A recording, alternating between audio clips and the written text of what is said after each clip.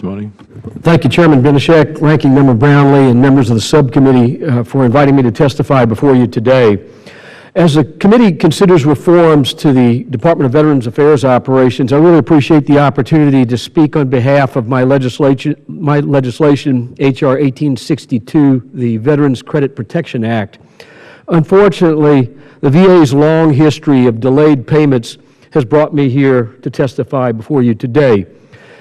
Too many veterans are forced to contact offices across our districts to resolve credit issues caused by the VA's refusal to pay claims for emergency medical care.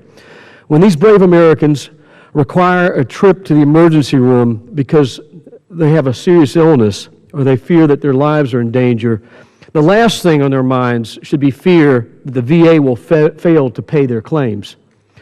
The last thing that should be on their mind or concerns about the VA damaging their credit rating.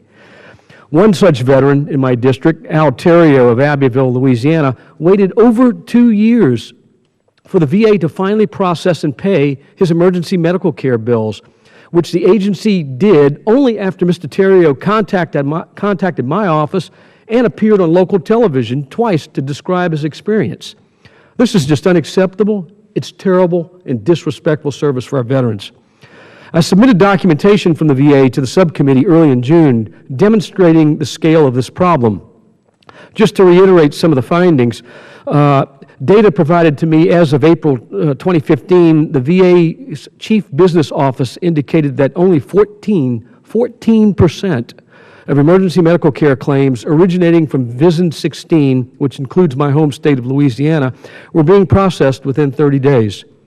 In total, the data demonstrates a national backlog of over $878 million. The Veterans Credit Protection Act is an important step to rooting out the problems within the VA that cause this out-of-control backlog. First, the legislation mandates the VA set up a toll-free hotline for veterans to report credit issues caused by delayed emergency medical care claims. It also requires the VA to conduct outreach, alerting veterans of how to resolve these issues. Too often, veterans tell me they cannot get in touch with the VA or that the employees they speak with cannot adequately answer their questions.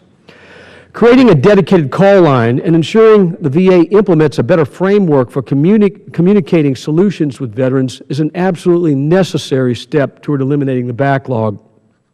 My bill also requires the VA to report annually to Congress on the Chief Business Office's effectiveness with respect to timely claims processing.